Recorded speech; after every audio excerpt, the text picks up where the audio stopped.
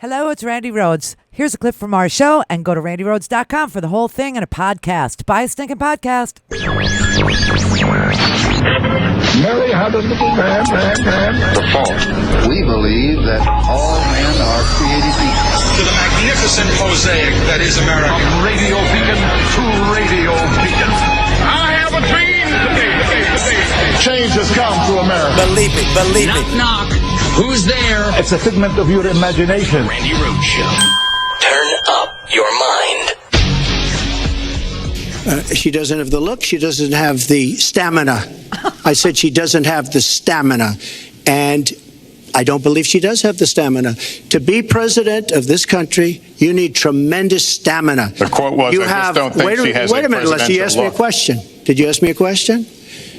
You have to be able to negotiate our trade deals. You have to be able to negotiate, that's right, with Japan, with Saudi Arabia. I mean, can you imagine we're defending Saudi Arabia, and with all of the money they have, we're defending them and they're not paying? All you have to do is speak to them. Wait, you have so many different things you have to be able to do, and I don't believe that Hillary has the stamina. Let's let her respond. Well, as soon as he travels to 112 countries and negotiates a peace deal, a ceasefire, a release of dissidents, an opening of new opportunities in nations around the world, or even spends 11 hours testifying in front of a congressional committee, he can talk to me about stamina. The world, let me tell you, Hillary has experience, but it's bad experience. We have made so many bad deals during the last... So she's got experience, that I agree, but it's bad experience. Whether it's the Iran deal that you're so in love with, where we gave them $150 billion back, whether it's the Iran deal, whether it's anything you could... You almost can't name a good deal. I agree. She's got experience, but it's bad experience. And this country can't afford to have another 4 years of that kind of experience. It's obvious he can't control his mind or his tongue. Game, set, match. Yeah, okay, so this is really weird. I listened to it because I was cutting audio. All right, so I was sitting in front of a computer listening to it. And Howard was watching it. And you walk away with two different, opinions about, not who won. I mean, it was perfectly obvious that Donald Trump didn't prepare. Donald Trump was rehashing all these things that he has said previously, with, some editing to some of the claims that he's made along the way. He's been throwing red meat out, at every little stop that he does. And then last night it was word salad. It just, fell all apart. So it's not like he won in any way, but at the beginning it did sound, if you didn't know what the facts were, if you had no idea what's really gone on in this country, if you can't remember 8 years ago when Obama was sworn in and we were losing 800,000 jobs every single month. Oh, I know, it's a wild thing to say. 800,000 jobs, almost 1 million jobs a month.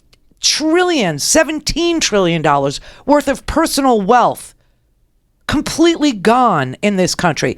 People being homeless all of a sudden after being homeowners for 15, 10, 20 years. Some people new homeowners, just, their houses in foreclosure. I mean, the whole economy imploded under W. The entire trickle-down experiment failed miserably. The Iraq War was just, it was a $5-6 trillion failure.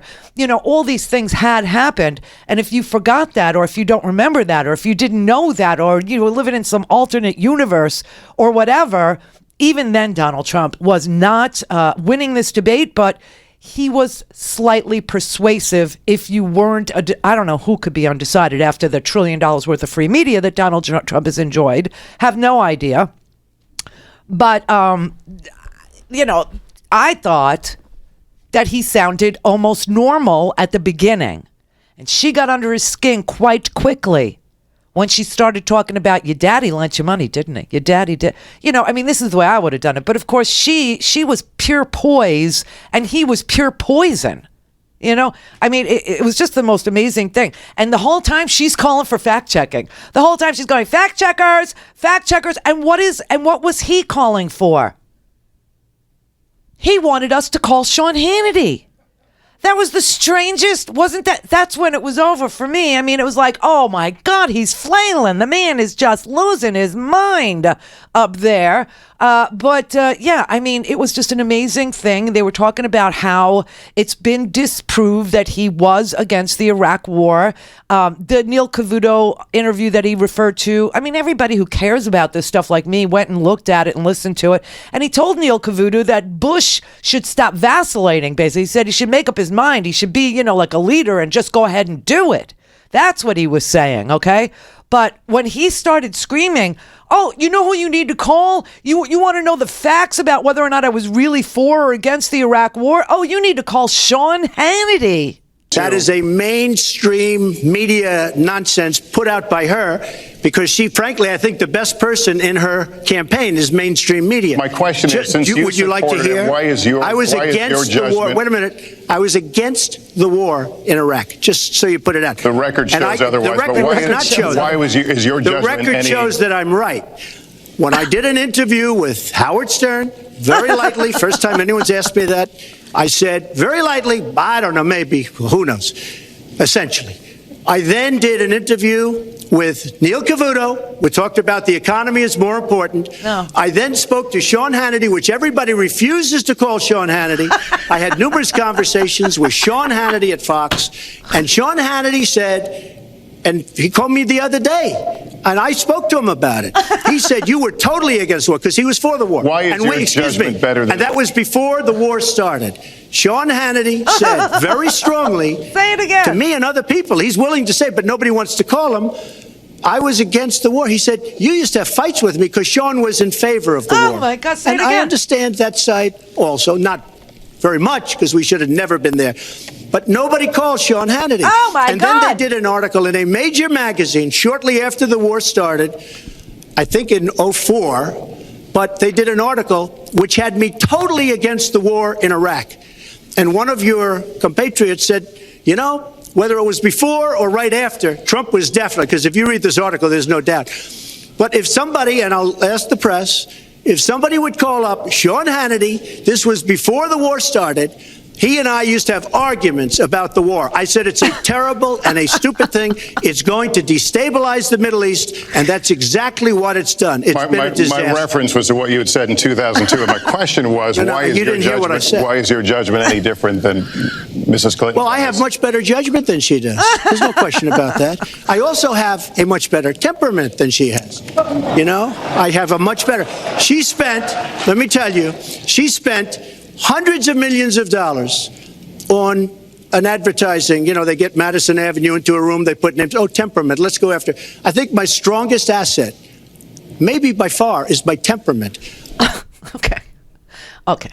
So how many times did he say Sean Hannity's name? I wish I had the number for Sean Hannity. I'd call Sean Hannity. I would call him because he's the paragon of truth and virtue. Whatever Sean says, of course, that's got to be bankable. You know, take it to the bank. Sean said, but you know, this is a lie. This whole thing was a lie. In the months before the war, okay, he made an endorsement of the invasion to Howard Stern. It was tepid. I agree. And if that's all there was, you could say, because he said, you know, when Howard said, are you for the invasion? He goes, well, yeah, I guess so. Okay? But then a few weeks later, he was on Fox News. And he said that George Bush was doing a very good job. And then he told the Washington Post, 2 minutes after we leave Iraq, it's going to be a mess. It's going to be a revolution. The meanest, toughest, smartest, most vicious guy will take over. And then when they called him to find out, you know, whether he was still for the war or was he in opposition for the war, this interview that he cites, okay, he said he was impatient with Bush for not invading sooner. The quote was, quote, whatever happened to the days of Douglas MacArthur? He would go attack. He wouldn't talk about it. Donald Trump was just sick of everything being about Iraq. and that George should just do it already and stop talking about it. That's how people know this was false. And then, he says to Hillary, it wasn't so much that, you went to Iraq. That I could understand, sort of, kinda. But the way you left, except that he also told he told CNN, he told Wolf Blitzer. He told Wolf Blitzer that what we do is we just leave. That's what we do. This was 2007. And Wolf Blitzer said, what would you like to do about Iraq? And he said, well, just declare victory and leave. Get out of this situation. Is there a way out of it? You know how they get out? They get out. That's how they get out. Declare victory and leave. Because I'll tell you, this country is just going to get further bogged down. They're in a civil war over there, Wolf. There's nothing that we're going to be able to do with a civil war. They are in a major civil war. So, it's scary to me because a lot of people don't know what the truth is of Donald Trump. They don't know what he has said before. They don't know he was in favor of the Iraq war. They don't know that he wanted George Bush to act faster than he did on the Iraq war. They don't know that he was for a complete troop withdrawal in 2007. That's when that little clip is from. That was March of 2007. He just wanted to declare victory and leave. People don't know these facts. So some of what he said might have sounded good, but this is really where I think he blew off his chances. I think this is where he lost. I think this is where educated white women who were wondering if he was a racist, the whole section of that debate about race, Donald Trump just blew it. He blew it like a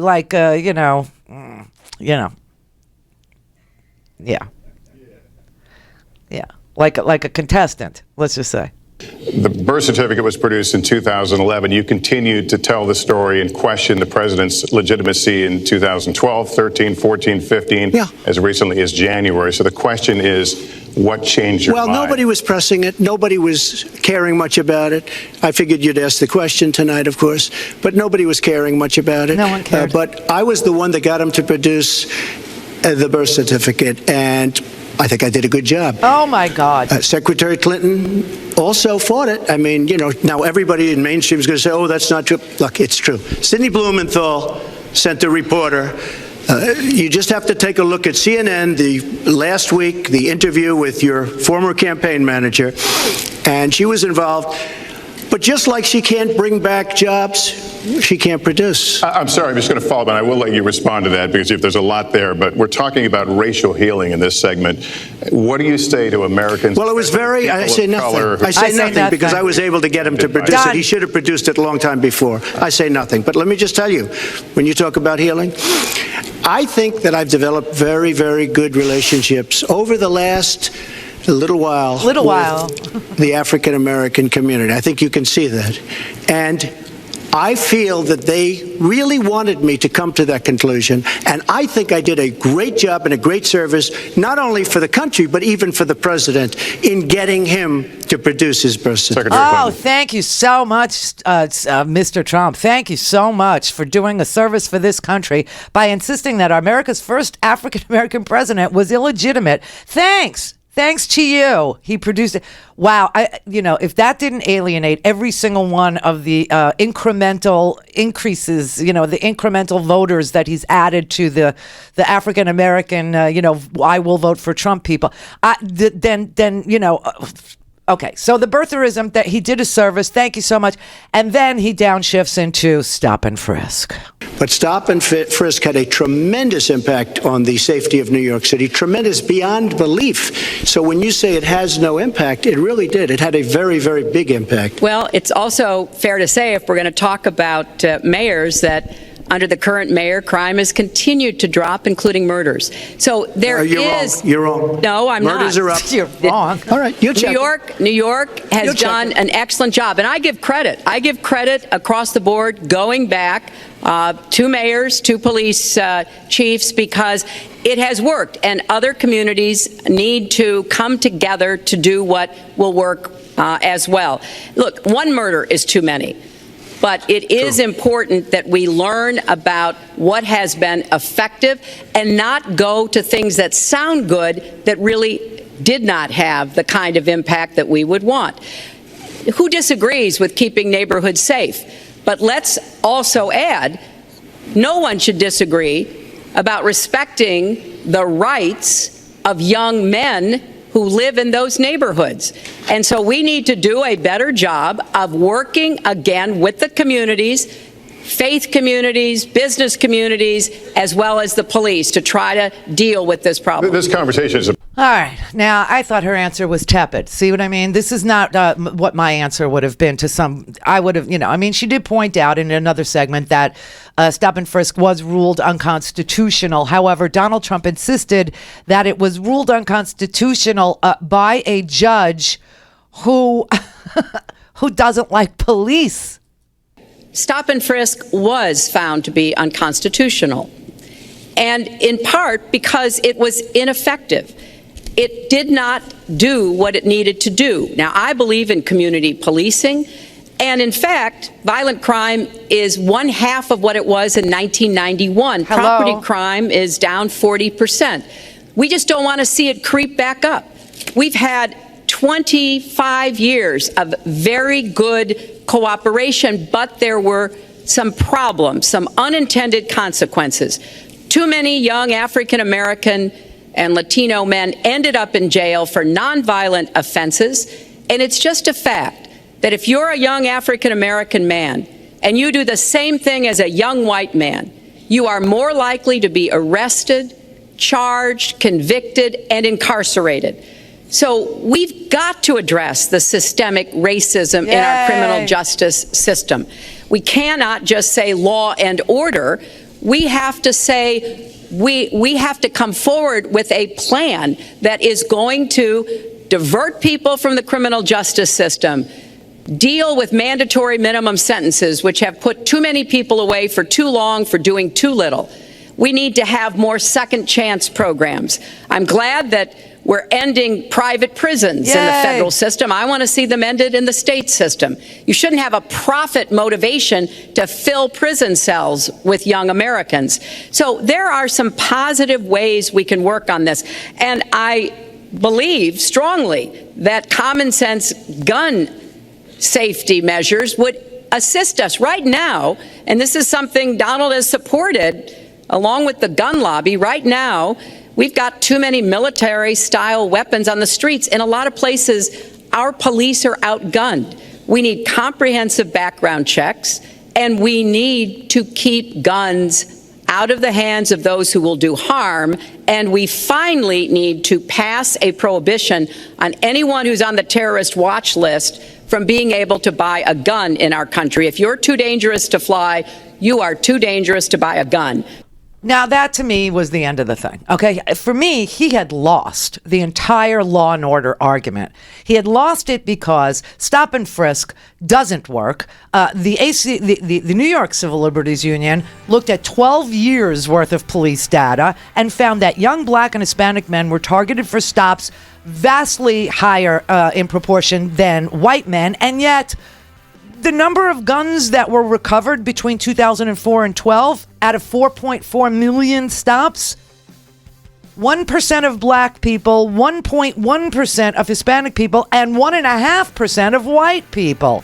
And yet, 87% of all the stops were against people of color. So we know that was racial profiling, and we know it didn't work. And we also know that the crime rates were going down in New York before Giuliani even became Giuliani in New York, before 1994. And you know why? Because there was a drop in unemployment. There was a decrease, 39% unemployment decrease because of economic growth. Clear for takeoff. Randi Rhodes Air Force. Air Force. RandiRhodes.com.